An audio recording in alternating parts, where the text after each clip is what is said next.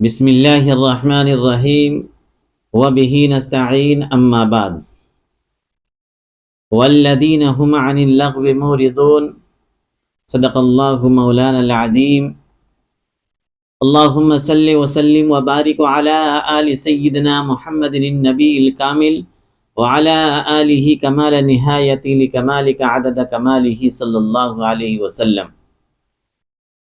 معزز سامعین، آج پوری دنیا کھیل کے دیوانے ہیں۔ بچوں کو دیکھیے، بڑوں کو دیکھیے، ہر ایک کسی نہ کسی کھیل میں لگے ہوئے ہیں، چاہے کرکٹ ہو، بال ہو یا کوئی اور کھیل ہو۔ بچوں کو دیکھیے تو وہ موبائل میں لگے ہوئے ہیں، بڑوں کو دیکھیے تو ٹی وی کے سامنے لگے ہوئے ہیں۔ میرے دوستو، ہم لوگ مسلمان ہیں، اللہ اور اللہ کے رسول صلی اللہ علیہ وسلم کے اوپر ایمان رکھتے ہیں۔ مسلمان لاوارث نہیں ہیں۔ کسی بھی مسلمانوں نے آج تک پوچھنے کی کوشش نہیں کیا سرکار دو عالم صلی اللہ علیہ وسلم سے کہ پوری دنیا کھیل کے اندر مست ہے، کیا ہمارے لیے بھی کوئی ایسا کھیل ہے جس کو ہم کھیلیں، مجھے بھی فائدہ ہو، قوم کو بھی فائدہ ہو، دنیا کے اندر بھی فائدہ ہو، آخرت کے اندر بھی فائدہ ہو؟ کوئی ایسا کھیل اسلام کے اندر ہے یا نہیں ہے؟ نہ تو ہم قرآن سے پوچھتے ہیں، نہ تو احادیث نبی صلی اللہ علیہ وسلم سے پوچھتے ہیں، نہ تو علماء کرام سے پوچھتے ہیں۔ بس کبھی ٹی وی کے سامنے بیٹھے ہوئے ہیں، کبھی کسی میدان کے اندر بیٹھے ہوئے ہیں، اور بیٹھے بیٹھے ریڑھ کی ہڈی ادھر سے ادھر ہو رہا ہے۔ میرے دوستو، میں دعوے کے ساتھ یہ کہتا ہوں کہ مسلمان لاوارث نہیں ہیں، مسلمان سرکار دو عالم صلی اللہ علیہ وسلم کے غلام ہیں، اور ہمارے نبی صلی اللہ علیہ وسلم نے ہر ایک طریقہ بتایا ہے، اور کھیل کے بارے میں بھی واضح ارشادات موجود ہیں کہ کون سے کھیل کھیلیں گے جس کے اوپر اجر و ثواب بھی ہو، اور ہماری باڈی بھی بنے، اور مجھے بھی فائدہ ہو، اور امت کو بھی فائدہ ہو، قوم کو بھی فائدہ ہو۔ کوئی ایسا کھیل تو ہوگا؟ کبھی پوچھتے نہیں۔ میرے دوستو، آپ کچھ ایسا کیجئے کہ آپ خود ٹی وی اور انٹرنیٹ کے اندر آنے لگیں۔ یہ کیا ہے کہ ہم گھروں کے اندر ٹی وی کے سامنے بیٹھے ہوئے ہیں اور اپنے قیمتی وقت کو ضائع کر دے رہے ہیں۔ میرے دوستو، یہ صحیح نہیں ہے، یہ غلط ہے۔ وقت کا ضیاع یہ بھی غلط ہے کہ وقت آپ برباد کر رہے ہیں۔ وقت کو کسی نہ کسی کام کے اندر لائیں۔ جو انسان کھیل رہا ہے ان کو فائدہ ہوگا، مجھے کیا فائدہ ہو رہا ہے؟ تو میرے دوستو، آئیے ہم چلتے ہیں، ہم دیکھنے کی کوشش کریں کہ قرآن کو بھی اور احادیث رسول صلی اللہ علیہ وسلم کو بھی کہ کوئی کھیل ایسا ہے یا نہیں ہے جسے ہماری شریعت نے، ہمارے دین نے، ہمارے اسلام نے اسے جائز قرار دیا ہو، اور آپ صلی اللہ علیہ وسلم نے ترغیب دیا ہو امت کو کہ تم یہ کھیل کھیلو۔ میرے دوستو، سرکار دو عالم صلی اللہ علیہ وسلم کے احادیث کو دیکھتے ہیں تو معلوم یہ ہوتا ہے کہ ایک موقع کے اوپر سرور کونین صلی اللہ علیہ وسلم نے فرمایا، کل لہو باطل، ہر کھیل باطل ہے، الا الثلاث، سوائے تین کھیل کے۔ کیا فرمایا؟ سرور کونین صلی اللہ علیہ وسلم نے فرمایا دنیا کا ہر کھیل باطل ہے، یعنی صحیح نہیں ہے۔ نہ تو اس کھیل کے اندر خود کو فائدہ ہے، نہ تو قوم کو فائدہ ہے، نہ تو ہمیں دنیا کے اندر فائدہ ہے، نہ تو ہمیں آخرت کے اندر فائدہ ہے۔ اگر ایسا کھیل ہو جس کے اندر کوئی فائدہ ہی نہ ہو، نہ خود کو فائدہ ہے، نہ قوم کو فائدہ ہے، نہ دنیا میں فائدہ ہے، نہ آخرت میں فائدہ ہے، اس وجہ سے آپ صلی اللہ علیہ وسلم نے فرمایا الا الثلاث، سوائے تین کھیل کے۔ میرے دوستو، بہت کام کی چیز ہے یہ تین کھیل۔ سرور کونین صلی اللہ علیہ وسلم نے ارشاد فرمایا کہ تم اپنی بیوی سے کھیلو۔ کیا فرمایا؟ تمام احادیث کی ذخیرے کے اندر یہ حدیث آپ کو مل جائیں گے۔ سرور کونین صلی اللہ علیہ وسلم نے فرمایا کہ تم اپنی بیوی سے کھیلو، اور آج ہم اپنی بیوی سے کیسے کھیلتے ہیں؟ اندازہ کر لیجئے آپ کہ پتی، شوہر، خاوند جب ڈیوٹی سے آتے ہیں، کھانا کھا کر کے بستر کے اوپر پوری رات موبائل دیکھتے رہتے ہیں، وہ چاہے موبائل پہ کچھ بھی کرے وہ، اور بیوی بیچاری انتظار کرتے کرتے سو جاتی ہے۔ وہ بتائیے یہ کھیلتے ہیں ہم؟ میرے بھائی کم از کم اپنی وائف کے ساتھ بیٹھیں، ان کے ساتھ ہنسی مذاق کریں، اور کبھی دن کے اندر تفریح کے لیے نکلیں۔ جب تک آپ بیوی کے ساتھ رہیں گے وہ وقت کا ضیاع نہیں سمجھا جائے گا، بلکہ اس وقت کے اندر اللہ تبارک و تعالی اجر و ثواب بھی عطا فرمائیں گے۔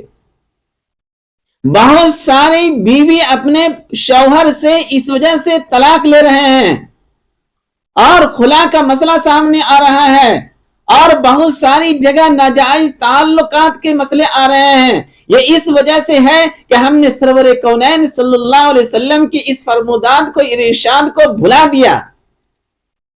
میرے دوستو، آخر کیا وجہ تھی جو سرور کونین صلی اللہ علیہ وسلم نے اپنی امت کو کہا کہ تم اپنی بیویوں کے ساتھ کھیلو؟ اب تک ہم کو نہیں آیا کہ بیوی کے ساتھ ہم کیسے کھیلیں۔ میرے دوستو، آپ اگر شادی شدہ ہیں تو کسی ایسے علماء سے تعلق قائم کریں جس سے آپ کو شرح صدر ہو، تنہائی میں ان سے ملیں اور ان سے کھلم کھلا مسائل کو پوچھیں آپ، وہ اندرونی تمام مسائل کو سامنے رکھ دیں گے۔ بعض لوگ اپنی بیوی سے اس طرح کھیلتے ہیں کہ ایک سال میں کئی بچے ہو جاتے ہیں۔ بعض لوگ اس طرح کھیلتے ہیں اپنی بیویوں سے، وہ تنگ آ کر کے میکے جاتی ہے تو واپس نہیں آتی ہے۔ میرے دوستو، ہم سرور کونین صلی اللہ علیہ وسلم کی غلام ہیں۔ سرکار دو عالم صلی اللہ علیہ وسلم نے اس روئی زمین کے اوپر ہم کیسے زندگی گزاریں گے، چاہے ازدواجی زندگی ہو، چاہے سیاسی زندگی ہو، چاہے عائلی زندگی ہو، کوئی بھی زندگی ہو، چاہے سیاسی زندگی کیوں نہ ہو، ہر موڑ کے اوپر آپ صلی اللہ علیہ وسلم کی رہنمائی موجود ہے۔ لیکن اس کے باوجود ہم دوسرے کے پیچھے بھاگے جا رہے ہیں، جس کی وجہ سے ہمارا گھر خراب ہو رہا ہے، ہمارے بچے خراب ہو رہے ہیں، ہمارا ریلیشن خراب ہو رہا ہے، ہماری بیوی کہیں اور جا رہی ہے۔ میرے دوستو، آپ صلی اللہ علیہ وسلم نے فرمایا کہ تم اپنی بیوی سے کھیلو۔ جب تک تم اپنی بیوی کے ساتھ ٹائم دو گے، وقت دو گے، وہ اس وقت کے اندر اجر و ثواب کے اندر لکھا جائے گا، کیونکہ آپ صلی اللہ علیہ وسلم نے فرمایا کہ تم اپنی بیوی سے کھیلو۔ اس وجہ سے میرے دوستو، آج اس پرفتن ماحول میں اپنے بال بچوں کے گھروں کو بچائیے آپ، ورنہ آپ کی ازدواجی زندگی بہتر نہیں ہوگی۔ اپنے ساتھ ان کو رکھیے، اپنی بیوی کو، وہ ایک سکون کی چیز ہے مرد کے لیے۔ اللہ کے رسول صلی اللہ علیہ وسلم کی فرمان موجود ہے۔ تو پہلے نمبر پہ آپ صلی اللہ علیہ وسلم نے فرمایا، اگر تم دنیا کے اندر کھیلنا چاہتے ہو، موج و مستی کرنا چاہتے ہو، تو تم اپنی بیوی کے ساتھ کھیلو۔ اور دوسری چیز آپ صلی اللہ علیہ وسلم نے ارشاد فرمایا، میں اختصار کے ساتھ صرف 3 چیزوں کو آپ کے سامنے رکھ رہا ہوں، باقی تفصیلات آپ دیکھنا چاہتے ہیں تو آپ کتب خانے کا رخ کریں یا کسی علماء کرام سے ربط پیدا کریں اور ان کے سامنے آپ بیٹھیں اور ان سے پوچھیں کہ ہم بیوی سے کیسے کھیلیں گے۔ جب آپ صلی اللہ علیہ وسلم کے طریقے کے مطابق چلتے رہیں گے کہ آپ کی بیوی آپ کے پیر دھو کر کے پیتی رہے گی، وہ چھوڑے گی ہی نہیں، اور اکیلے کبھی میکے جائے گی بھی نہیں۔ جب کبھی اسے میکے جانے کی ضرورت ہوگی وہ آپ کو ساتھ لے کر کے جائیں گے اور آپ ہی کے ساتھ واپس ہو جائیں گے وہ، کیونکہ ان کو اندازہ ہو جائے گا کہ مجھے پتی کے ساتھ کتنا سکون ملتا ہے۔ اور آج بے سکونی کی کیفیت طاری ہے پوری دنیا کے اندر، خاص طور سے مسلمانوں کو دیکھ لیجیے آپ۔ اس وجہ سے میرے دوستو، سرور کونین صلی اللہ علیہ وسلم نے ارشاد فرمایا کہ تم اپنی بیوی کے ساتھ کھیلو۔ کیسے کھیلیں گے؟ وہ آپ علماء سے تنہائی میں مل کر کے پوچھئے. آپ کی وائف کے پیر کے ناخن سے لے کر کے سر کے بال تک ایک ایک پارٹ الگ کر دیں گے وہ، اور آپ کو سمجھا دیں گے. آج کل بہت سارے لوگ بس ایک دو بچے ہوئے آپریشن کرا دیے، یا بعض عورتیں دوا کھا رہی ہے پریشان ہو رہی ہے. آج کمر میں درد ہے، آج گھٹنے میں درد ہے، وہ دوا کھا کھا کر کے پریشان ہے. میرے دوستو، آپ علماء سے ملیے، آپ کو دوا کھلانے کی ضرورت نہیں پڑے گی، اور آپ کو اپنی بیوی کو آپریشن کرانے کی بھی ضرورت نہیں پڑے گی، اور آپ کو زیادہ بچہ نہیں چاہیے تو اس کا طریقہ بھی اسلام کے اندر موجود ہے. وہ اس وقت ہوگا جب آپ کو معلوم ہو جائے گا کہ بیوی کے ساتھ کس طرح کھیلنی چاہیے. حدیث کے اندر ساری چیزیں موجود ہیں. علماء کرام جانتے ہیں، ممبر و محراب کے اوپر کھلم کھلا وہ بیان نہیں کر سکتے ہیں، اور بہت ساری مستورات موبائل کے اوپر وہ پوچھ نہیں سکتی ہے، تو کم از کم اپنے شوہر کو بتائیں، اور شوہر کو بھی چاہیے کہ وہ اس تمام چیزوں کو سیکھیں، اور اس کے بعد آپ بیوی کے ساتھ کھیلیں. دیکھیے کتنا سکون ملے گا آپ کو. گھر سے باہر آپ کی طبیعت ہی نہیں لگے گی. تو سیکھنے کی کوشش کیجئے. سرور کونین صلی اللہ علیہ وسلم نے ارشاد فرمایا کہ تم اپنی بیوی کے ساتھ کھیلو.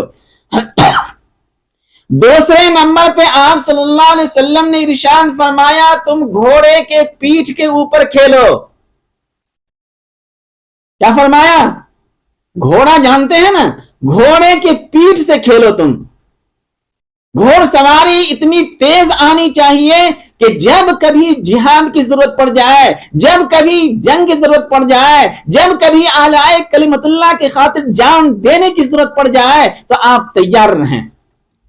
یہاں مسئلہ یہ ہے کہ ہم اپنے بچوں کو کبھی کھیل کود کے دنیا میں لے جاتے ہیں، اور کبھی کہیں کچھ لگا ہوا رہتا ہے، گھوڑا بنا رہتا ہے لکڑی کا، اس کے اوپر خود بیٹھتے ہیں، اپنے بیوی کو بھی بیٹھاتے ہیں، نکلی گھوڑا، اپنے بچوں کو بھی بیٹھاتے ہیں، اور اس کے اوپر گھومتے رہتے ہیں مینڈک کی طرح. مینڈک جب کنویں کے اندر ہو، بوری کے اندر ہو، وہ یہ سمجھ رہا ہے کہ اتنی ہی بڑی دنیا ہے.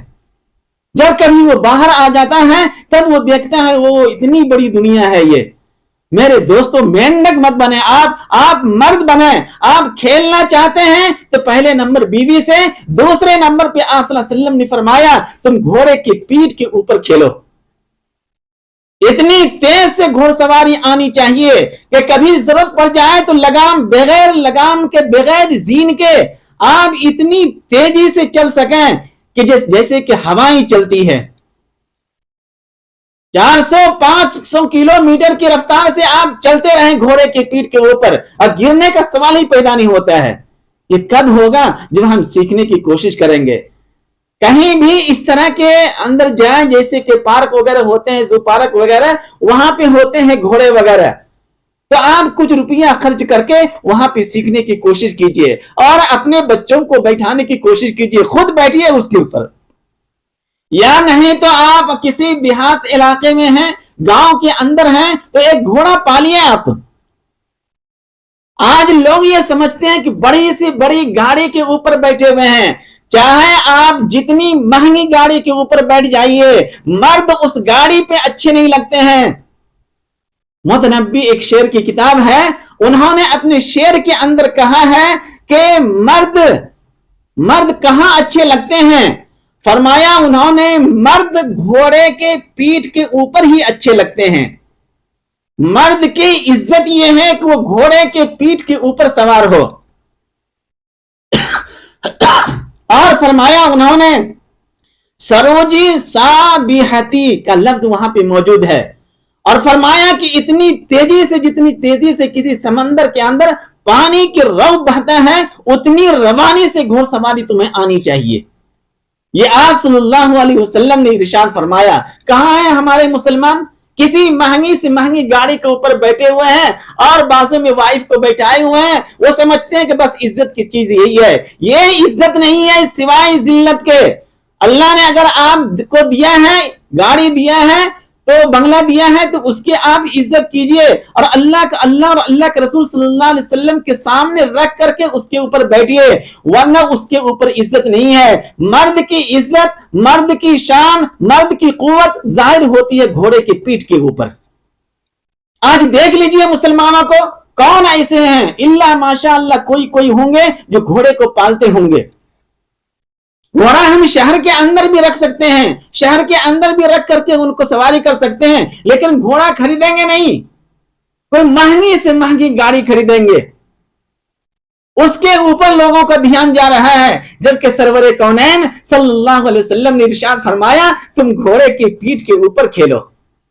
میرے دوستو، آپ صلی اللہ علیہ وسلم کی زندگی کو اپنا لیجئے، دنیا آپ کی قدم چومے گی، پوری دنیا آپ کی عزت کرے گی۔ آپ صلی اللہ علیہ وسلم نے جو کہہ دیا وہ کہہ دیا۔ اس وجہ سے پہلے نمبر پہ بیوی سے کھیلیں اور دوسرے نمبر پہ گھوڑے کے پیٹھ سے کھیلیں۔ اتنی تیز سواری آنی چاہیے آپ کو، کبھی بھی ضرورت پڑ سکتی ہے لائف میں، کبھی بھی۔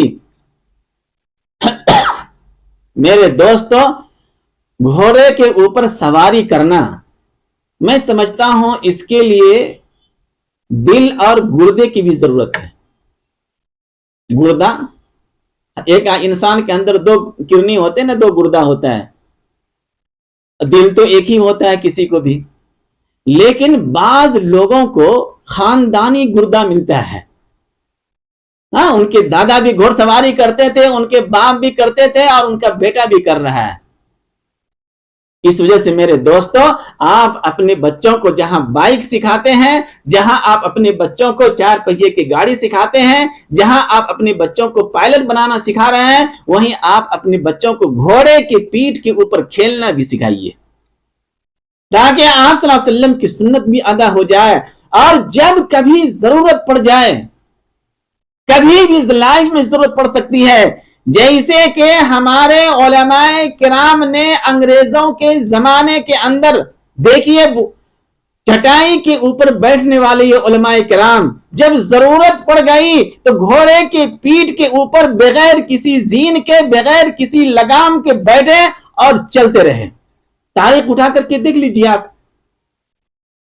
اس سے پہلے محمد بن قاسم ہیں، صحابہ کرام رضوان اللہ تعالی علیہ مجمعین میں بہت سارے صحابہ ہیں جو گھوڑے کی پیٹھ کے اوپر دوڑتے تھے، اور اتنی تیز رفتار سے گھوڑا کو چلاتے تھے جیسے کہ آندھی اور طوفان۔ وہ تھے آپ صلی اللہ علیہ وسلم کے ایک ایک ارشادات کو دل سے لگاتے تھے اور اس کے اوپر عمل پیرا ہوتے تھے، اور جب کبھی ضرورت پڑ گیا تو میدان کے اندر کھڑے ہیں، پیچھے ہٹنے کے سوال ہی نہیں ہے۔ اس وجہ سے میرے دوستو، جہاں دنیا کے اندر اور کھیل کھیلتے ہیں، میں یہ نہیں کہتا ہوں کہ فلاں کھیل جائز نہیں ہے، ہم کو اس کے اندر جانا نہیں ہے، ہم کو صرف آپ صلی اللہ علیہ وسلم نے جو بتایا، ہم لاوارث نہیں ہیں، اللہ اور اللہ کے رسول صلی اللہ علیہ وسلم کو ماننے والے ہیں۔ اللہ نے سارے احکامات قرآن کے اندر دے دیے ہیں، والذین هم عن اللغو معرضون، جو لغو چیزیں ہیں اس سے اعراض کرو، یہ مومن کی صفت ہے۔ جہاں پہ انسان کو فائدہ نہ ہوتا ہو، نہ دنیاوی فائدہ نہ آخرت کا فائدہ، انسان کو چاہیے کہ وہاں سے پیچھے ہٹے ہو، اور جہاں پہ فائدہ ہو رہا ہو، اگر خود کا فائدہ نہیں ہو رہا ہے تو قوم کا اگر بھی فائدہ ہو رہا ہے تو آپ آگے بڑھیں۔ میرے دوستو، گھوڑے کی پیٹھ کے اوپر آپ کھیلتے رہیں گے تو بہت سارے مسئلے حل ہو جائیں گے۔ اور تیسری چیز، آپ صلی اللہ علیہ وسلم نے ارشاد فرمایا کہ احادیث کے اندر تیر کا لفظ آیا ہے، تیر سے کھیلا کرو، تلوار سے کھیلا کرو۔ اور آج کے زمانے میں ہمیں نہ تیر چلانا آتا ہے نہ تلوار چلانے کے لیے آتا ہے۔ بعض لوگ محرم الحرام میں جو تلوار بازی کرتے ہیں اس کو بھی صحیح سے نہیں معلوم ہے۔ میں سمجھتا ہوں کہ اگر آپ اس کو سیکھنا چاہتے ہیں تو آپ کسی علماء کرام کی رہنمائی لیں، وہ آپ کو تلوار بازی بھی سکھا دے گا۔ وہ سوال ہی پیدا نہیں ہوتا ہے کہ کوئی عالم نہ سکھا سکے، وہ سکھا دے گا آپ کو۔ आप देखिए अंग्रेज को यहां से भगाने के लिए जब उलेमा की जरूरत पड़ी तो उलेमाए किराम चटाई पर से उठे, और जब मिंजनीक इस्तेमाल करने की जरूरत पड़ी तो उन्होंने वो भी इस्तेमाल किया, तलवार चलाने की जरूरत पड़ी तो वो भी इस्तेमाल किया। तारीख उठा करके देखिए। और आजकल हम लोगों को देखिए, न तो बीवी से खेलने के लिए आ रहा है, न तो घोड़े के पीठ के ऊपर खेल सकते हैं, न तो तीर अंदाजी हमारे अंदर है, बल्कि बाज दफा वो जो गुलेल मारते हैं उसका भी नहीं आता है। मेरे दोस्तों, तीर और तलवार के बारे में अहदीस के अंदर लफ्ज मौजूद है, लेकिन जैसे जैसे जमाना तरक्की करता जाएगा और कयामत की तरफ बढ़ता जाएगा और हर जमाने में जो जो हथियार सामने आएंगे हर एक का मश्क जरूरी है। वरना मोमिन अगर किसी चीज को एक दफा अपनी आंखों से देख ले, वो उसके ज़हन और दिमाग में फिट हो जाता है, देख करके चलाना सीख जाएंगे वो। इस वजह से मेरे दोस्तों, आप देखिए किस तरह तीर चलाते थे सहाबे कराम। एक सहाबी हैं हजरत हुज़ैफा इब्न यमान रदियल्लाहु ताला अन्हु, और उनके साथ हैं रबी इब्न आमिर रदियल्लाहु ताला अन्हु। मदीना मुनव्वरा से रवाना हुए मुज़ाकरात के लिए। कहां? ईरान, शाह ईरान, किसरा के दरबार में। सुपर पावर था उस वक्त। और जबकि अभी हमारे मुल्क के अंदर पूरे ममालिक के लोग सरबराहान मौजूद हैं अभी, और मुज़ाकरात हो रहे हैं। अच्छी बात है, ये हर मुल्क के अंदर होता है। इस मुल्क से उस मुल्क के अंदर लोग जाते हैं और आपस में मुज़ाकरात करते हैं, कभी तिजारत का, कभी और चीजों का, वो सियासी लोगों को मालूम है। लेकिन सहाबे किराम हजरत हुज़ैफा बिन यमान और हजरत रबी इब्न आमिर रदियल्लाहु ताला अन्हु मदीना मुनव्वरा से चले। कहा? शाह ईरान, किसरा के दरबार में। और वो शाही दरबार सुपर पावर है, तो अंदाजा लगा सकते हैं आप कि कैसे लोग होंगे वो। हजरत रबी इब्न आमिर और हजरत हुज़ैफा रदियल्लाहु ताला अन्हु, ये दोनों हजरात चले, और लंबा सफर है। उस लंबे सफर के अंदर जब कोई शख्स मुसाफिर हो तो आप अंदाजा कर सकते हैं, न नहाने की फुर्सत है, न कपड़े धोने की फुर्सत है, न कपड़े बदलने की फुर्सत है। और उस जमाने के अंदर लोग रेतीली जमीन के ऊपर घोड़ों से सवार कर रहे हैं या ऊंट से सवारी कर रहे हैं। ये दोनों किसरा के दरबार में पहुंचे। सीधा सादा लिबास था, बिल्कुल गरीबों जैसा। और बाद रिवायतों के अंदर है कि कई जगह पेवंद लगे हुए थे हजरत रबी इब्न आमिर रदियल्लाहु ताला अन्हु के कपड़े में। और किसरा के दरबार के अंदर पहुंचे। लोग देख करके हैरान और परेशान हो गए। जो दरबान था उन्होंने रोक दिया कि आप अंदर नहीं जा सकते हैं। ऐसे लोग जो बिल्कुल गरीब मालूम हो रहा हो, मैं उस लफ्ज को इस्तेमाल नहीं कर रहा हूं क्योंकि साहबी रसूल हैं वो, तो ऐसे लिबास के अंदर, पैबंद लगी हुई लिबास के अंदर, सफर के अंदर है, तो मालूम हो सकता है कि मैले कुचेले भी होंगे। वो कई दिनों के सफर के बाद वहां पहुंचे थे हजरत रबी इब्न आमिर। दरबार ने रोक दिया और कहा कि आप ऐसे लिबास के अंदर अंदर नहीं जा सकते हैं। और उन्होंने शाही जुब्बा पेश किया और कहा कि ये जुब्बा पहन करके आप अंदर जा सकते हैं। रबी इब्न आमिर ने मुस्कुराया और एक दूसरे साथी को देखा और क्या कहा। रबी इब्न आमिर रदियल्लाहु ताला अन्हु ने, अगर मुझे अंदर जाने के लिए तुम्हारा दिया हुआ जुब्बा पहनना जरूरी है तो मुझे जरूरत नहीं है तुमसे मुज़ाकरात करने के लिए। मुज़ाकरात करने के लिए अल्लाह और अल्लाह के रसूल सल्लल्लाहु अलैहि वसल्लम काफी हैं। हम कुरान को देखेंगे और मालूम होता रहेगा कि मुज़ाकरात कैसे होते हैं। हम अहदीस को देखते रहेंगे, उसके ऊपर अमल करेंगे, सुन्नत नबी के ऊपर, और मालूम होता रहेगा कि मुज़ाकरात कैसे होते हैं। मेरे दोस्तों, रबी इब्न आमिर ने साफ इनकार कर दिया, कहा कि अगर मुझे तुम्हारा जुब्बा पहनना जरूरी है तो मुझे जरूरत नहीं है तुम जैसे लोगों से मिलने की, मैं चला वापस होने लगे। दरबान ने कहा कि आप ठहरिए, और दरबान अंदर जाकर के खबर किया कि दो लोग आए हैं और अजीब गरीब लोग हैं। सर के ऊपर अमामा है और फटे पुराने कपड़े हैं, सीधे साधे लोग हैं, اور ہاتھ کے اندر ٹوٹی ہوئی تلوار ہے اور اس کے اوپر کپڑا لپیٹے ہوئے ہیں، کسی کے نیام کے اندر تلوار ہے اور کسی کے نیام کے اندر تیر ہے۔ تو انہوں نے کہا، وہ اندر گیا، اتنے میں حضرت ربیع ابن عامر وہاں پہ بیٹھ کر کے اپنے تلوار کو جو اوپر سے تھوڑی ٹوٹی ہوئی تھی اور قطرون کپڑے لگے ہوئے تھے، لپٹے ہوئے تھے، اس کو درست کر رہے تھے۔ وہ دربان اندر جا کر کے واپس آیا اور اس تلوار کو دیکھ کر کے ربیع ابن عامر سے کہہ رہے ہیں، اور اس تیر کو دیکھ کر کے ربیع ابن عامر کو کہہ رہے ہیں، کیا یہ تلوار اس تیر سے تم ایران کو فتح کرو گے؟ تم ملک شام کو اس ٹوٹی ہوئی تلوار سے فتح کرو گے؟ یہ ٹوٹی ہوئی تیر سے فتح کرو گے؟ قسطنطنیہ تم اسی سے فتح کرو گے؟ ربیع ابن عامر نے کیا فرمایا؟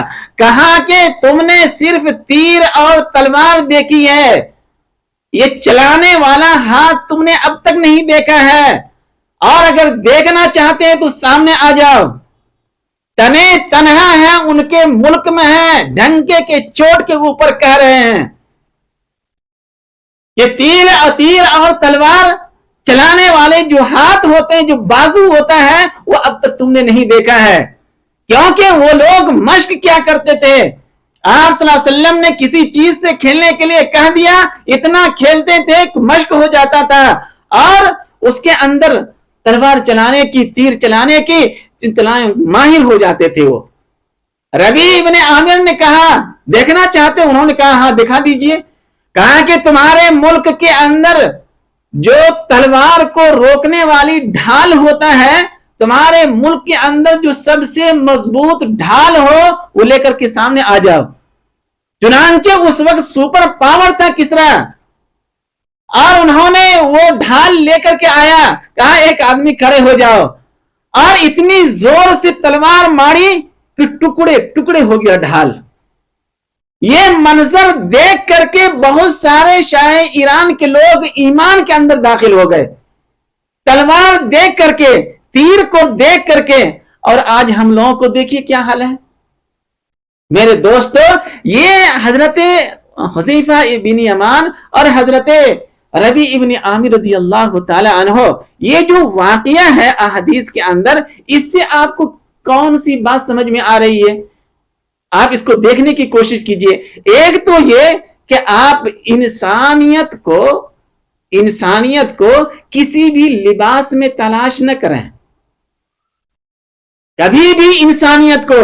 آج معاشرے اور سماج کے اندر جو اس طرح کی باتیں آ رہی ہیں، لوگ راہ راست کے اوپر نہیں آ رہے ہیں، ایک دوسرے کی قدر نہیں کر رہے ہیں، یہ وجہ یہی ہے کہ انسانیت کو ہم لباس کے اندر تلاش کر رہے ہیں، جبکہ ربیع ابن عامر کے اس واقعے سے معلوم یہ ہوا، انسانیت کو انسان کے اندر تلاش کرو، لباس کے اندر نہیں، چاہے لباس کے اندر کئی پیوند کیوں نہ لگی رہے۔ ایک تو یہ معلوم ہو گیا۔ دوسری چیز معلوم یہ ہوا کہ جب انسان بلکہ مظلوم متحد ہو جائے، کسی بھی ملک کے اندر اگر مظلوم ہے، میں کھل کر کے بات نہیں کر رہا ہوں، اگر مظلوم ہے، اگر مظلوم انقلاب چاہتا ہے تو ان کو چاہیے کہ وہ متحد ہو جائے۔ اگر متحد ہو جائیں گے آپس میں تو انقلاب پیدا ہوگا۔ یہاں مسئلہ یہ ہے کہ ہر انسان اپنے ظالموں کو مدد کرنے کے لیے آپس ہی میں لڑ رہے ہیں۔ جب آپس میں لڑیں گے تو یہ مظلوم متحد نہیں ہو سکتے ہیں، اور جب متحد نہیں ہوں گے تو انقلاب نہیں آئے گا، بلکہ قحط سالی آئے گی، مہنگائی آئے گی، بے روزگاری آئے گی۔ آپ دیکھ لیجئے احادیث کو۔ اس وجہ سے میرے دوستو، آپ صلی اللہ علیہ وسلم نے ارشاد فرمایا، ان تین چیزوں سے کھیلیں۔ اس کے علاوہ ہے کراٹا ہے، تیراکی ہے، سوئمنگ ہے، باڈی بلڈر ہے، یہ تمام چیزیں ایسی چیزیں کریں جس سے ہم کو بھی فائدہ ہو اور ہماری قوم کو بھی فائدہ ہو۔ اور خاص طور سے یہ تین چیزیں جس کو آپ صلی اللہ علیہ وسلم نے فرمایا، اسے گرہ باندھ لیں، ازدواجی زندگی بھی ٹھیک ہوگا, معاشرتی زندگی بھی ٹھیک ہوگا, اور سیاسی زندگی بھی ٹھیک ہوگا. ان 3 چیزوں کے اندر پوری دنیا کو احاطہ کیا ہے. دیکھ لیجیے آپ. اس وجہ سے میرے دوستو, ہم اپنے آپ